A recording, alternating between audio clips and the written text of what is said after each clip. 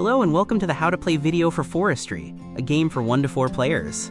Forestry is a game about creating products out of one of the most wonderful materials there is, wood. But production is just half the story.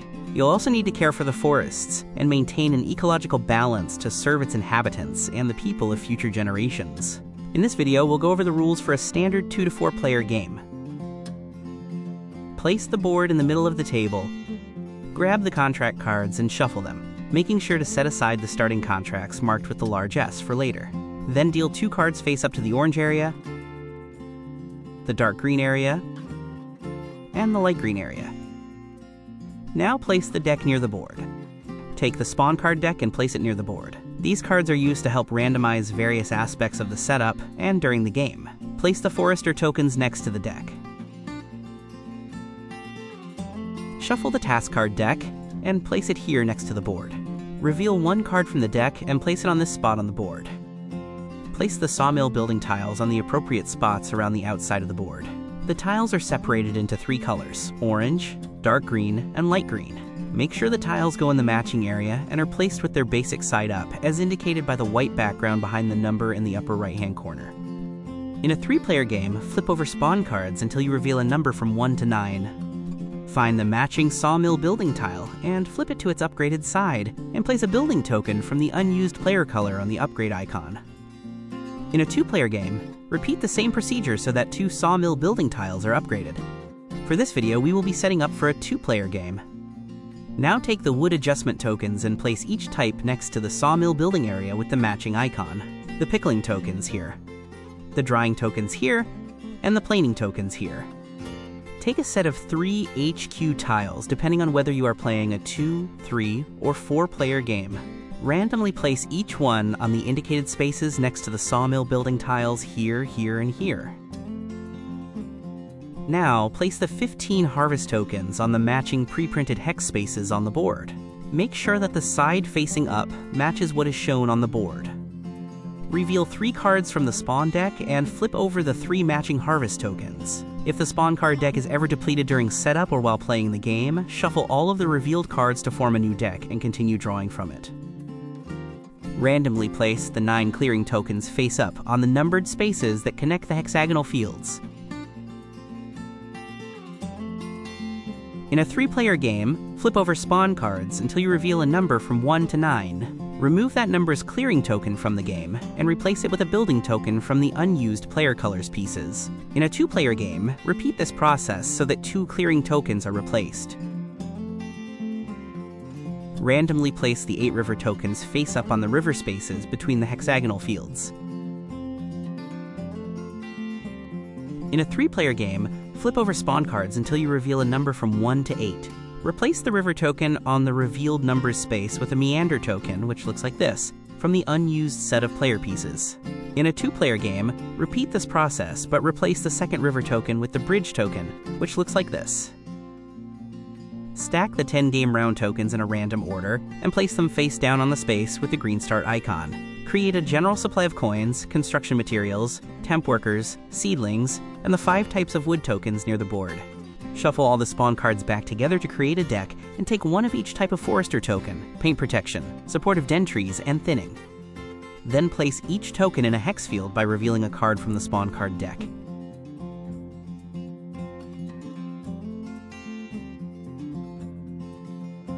Each player will take a player board and all the components of a single color. All players will use the side of the player board marked A. Then all players will take the following steps. Put your action token on the space with the number 3 on the action track along the left side of your board. Place the 6 building tokens on the indicated spaces along the bottom left of your board. Place a cube on the leftmost space of your development track. Place a cube on this space within your reward track. And place a cube on the bottommost space of your water structure track. Keep your remaining 6 cubes near your player board. Place a technology tile on this space of your player board. You can use either the A or B side of the tile, but whichever side you choose, make sure that all players use the same side. Place your storage extension tiles on the last 3 storage spaces along the top of your board in number order: 1, 2, and 3. Place your 2 water structure tokens in the upper left, with the meander token in the top spot and the bridge token on the bottom spot. Take the 4 starting contract cards that were set aside and deal 1 randomly to each player. Place your dealt contract card to the right of your player board.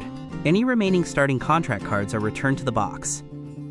Your starting contract card will indicate which HQ tile to place your Sawmill Manager token. In this case, you would place your Sawmill Manager on the HQ tile in the dark green area.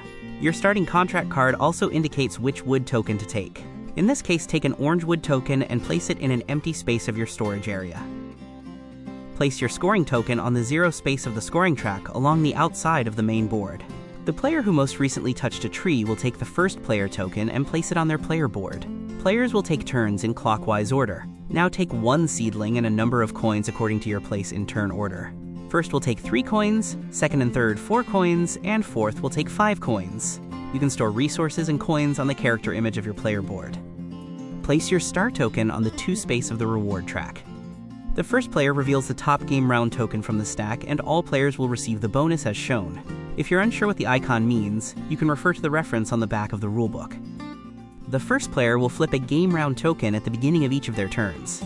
There are 10 tokens corresponding to the 10 rounds in the game. Now, one at a time and in reverse turn order, each player will place their harvester token on a hexagonal field of their choice. Only one harvester can occupy a field at a time, including these double field spaces. Keep a reference tile nearby and share it if there are more players than references. And with that, setup is complete. Forestry is played over a series of 10 rounds, with players aiming to fulfill contracts for wooden products while maintaining the health and continued growth of the forest. Every round begins with the first player revealing the top game round token and all players receiving the indicated bonus. Then players will take their turns in clockwise order until coming back to the first player who reveals the game round token for the next round. When the final game round token is revealed, this indicates the final round, after which endgame victory points are awarded and the winner is determined. On your turn, you will set the number of action points to spend with your action token on the action point track. You start the game with 3 action points, which is determined by your position on the development track. Throughout the game, you will have opportunities to move up the development track and increase the number of action points you have on your turn. Additionally, whenever you reach one of these gear icons, you unlock a new technology by placing a cube on a space on the technology tile. The effects of these technologies are varied and are explained in full detail in the rulebook. The different actions you can take on your turn are listed on the reference tile. The dots indicate how many action points it costs to execute it. Simply spend the action points by moving your action token and then carry out the action. You can take multiple actions, even repeating actions, as long as you have enough action points. You can buy up to 2 action points per turn for 4 coins each. Once you are out of action points, your turn is over. Before delving into the details of a turn, let's quickly touch on the game's resources. There are 3 types: construction materials, seedlings, and temp workers. These resources, along with the coins, can be stored on your player board here. At any time, you can spend your resources as if they were coins. The reverse, however, is not true. You cannot spend coins as resources. Generally speaking, resources are more valuable than coins. Now let's take a closer look at the various actions available. The orange actions on the left side of the reference tile are harvester actions and will take place within the center forest area of the main board. The green actions on the right side are Sawmill Manager actions and will take place in the sawmill area along the outside area of the main board. The first harvester action is movement. For 1 action point, you can move your harvester up to 2 spaces. You can move through spaces already occupied by another player's harvester, but you cannot end your movement in a shared space. Double-sized spaces are considered 1 space, and whenever you cross a river, you must pay 1 coin to the bank. Also, you must complete your movement before starting another action. In order to take this action, your harvester must be in a space where the harvest tile is color side up. The number of action points required to take this action is shown by the dots on that harvest tile. After spending your action points, take the corresponding wood tokens and place them in a free storage area on your player board. If you do not have enough space in storage, as a free action you can purchase a storage extension. Pay the number of coins indicated on the leftmost extension tile, gain the shown reward, and remove the tile.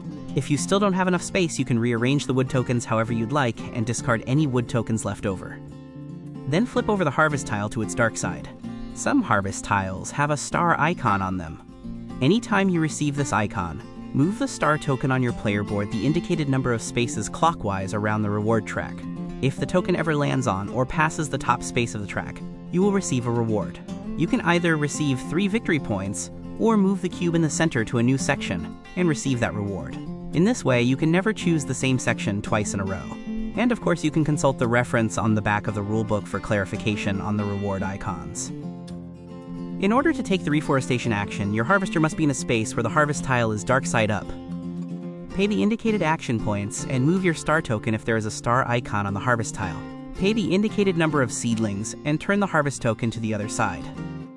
Seedling tokens are never returned to the box. Instead, they are placed on the reforestation table of your player board. Place the seedling in the column corresponding to the color of the forest area that you reforested from top to bottom. If you cover up a star icon, move your star token as usual. If a column is already full, place the seedling in this space at the bottom of the table and receive 2 victory points. If you fill an entire row with seedlings, then receive the reward shown on the right.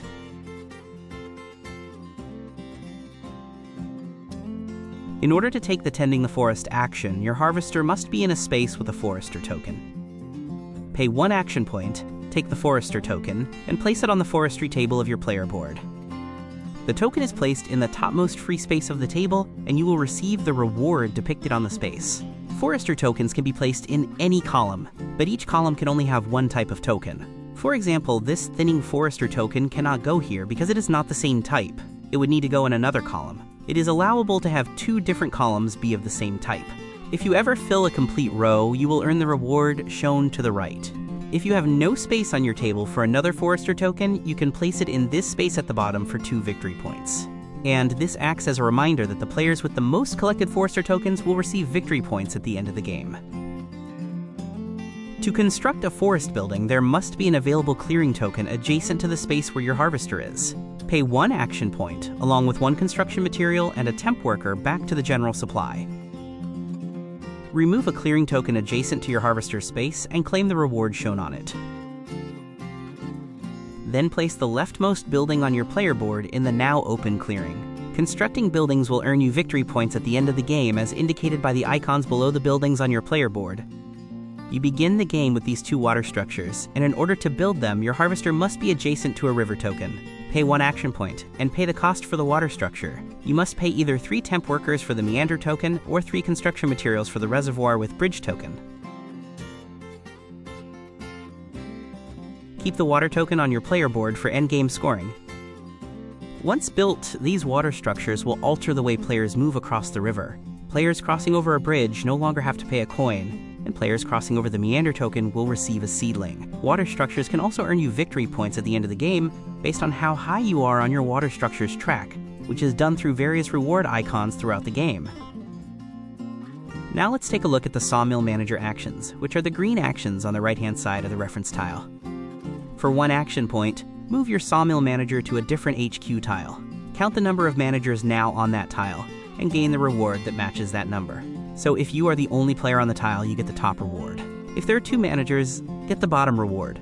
And if there are 3 or more managers, no reward is gained. In a 2-player game, only the top reward is available. That means if you move to a HQ tile with another manager, you will not receive a reward. If you are eligible for the top reward, you can elect to gain the lesser reward. There are 3 sawmill buildings next to each HQ. For 1 action point, you can activate one of the 3 buildings in the area where your Sawmill Manager currently stands. There are 3 general types of buildings. Activating resources buildings grants you the depicted resources. The contract buildings allow you to draw a new contract from the display. Choose one of the 2 contract cards in the same area and place it to the right of your player board. Immediately replenish the contract card with a new one from the deck. As a free action, you can spend 1 coin to refresh the contract cards where your Sawmill Manager is. Place the 2 contract cards on the bottom of the deck and replace them with 2 new contract cards. If you still don't like your options, you can always draw from the top of the deck instead. When activating the wood adjustment buildings, take the indicated wood adjustment token and place it below a wood token in your storage. This represents the processing that you've done to the lumber. Each wood token in your storage can accommodate up to 2 adjustment tokens. If you have no wood tokens in your storage, you cannot gain a wood adjustment token. For a more detailed explanation of the different buildings, you can consult the rulebook. For 1 action point, you can upgrade one of the sawmill buildings in the area next to your Sawmill Manager token. Pay the resources indicated in the bottom left corner of the building you wish to upgrade, and flip over the building tile to its upgraded side. Place the leftmost building token from your player board on the newly upgraded building to indicate that you are the one who upgraded it. Then immediately use the building for its now upgraded action. In 3 or 4 player games, you receive 1 coin from the general supply whenever an opponent uses a building that you've upgraded. In a 2-player game, you will receive a coin from the general supply whenever either player uses it. Fulfilling contracts is a major focus of forestry, so let's take a closer look at the contract cards. In the center of the contract is the wood required to fulfill the contract. You must turn in the matching wood with matching adjustment tokens from your storage. The right-hand side shows the reward you will gain from fulfilling the contract, and the upper left is the category of the contract which is important for endgame scoring. Some contracts are double contracts and are divided into two separate criteria. You can fulfill the contract fully by meeting both criteria, in which case you will receive both rewards shown on the right. You can also fulfill the contract partially by only meeting the criteria of the upper half and gaining the upper half reward. To fulfill a contract, spend 1 action point, turn in the required wood and adjustment tokens to the supply and receive the rewards. Then place the completed contract under the left side of your player board, making sure that the category is still visible. There are various actions and rewards that will gain you task cards. These cards are kept hidden from the other players. Task cards are divided into 2 halves. Once per turn, as a free action, you can discard a task card to the bottom of the task card deck in order to gain the effect shown on the top half. The bottom half of the task cards will grant you endgame victory points if you can match the requirement shown. At the end of the 10th round, endgame scoring will occur. You can flip over the reference tile to aid in scoring. If any of your contract cards have 2 categories, you must choose which category it will score for. The other category will be disregarded. First, evaluate your points for buildings. You will gain the victory points indicated beneath the right most uncovered space on your building track. In this scenario, you will earn 7 points. Next, you will score for your water structures. Add up the instances of icons that match your water tokens, and multiply it by your level on the multiplier track. So in this example, your water token shows the symbol for completed furniture contracts. You have 2 of those, multiplied by 3 on the track, so you would earn 6 points. Now for the task cards. Match your task cards with the requirements shown on the bottom half. The number of matches will earn you victory points based on the chart on the reference. Here you have a task that matches this contract, and one that matches a forester token. This task card does not match anything, so it will not score. With 2 completed task cards, you will earn 3 points based on the chart shown on the reference tile. Next, evaluate the forestry tokens. The player who collected the most will earn 10 points, the second most 6 points, and third most 2 points. If there is a tie, add the points for the tied ranks, and divide the points equally among the tied players, rounding down. Now add up all of your resources, coins, and unfulfilled task cards. You will earn 1 point for each set of 3 that you have. In this case, you would earn 2 points.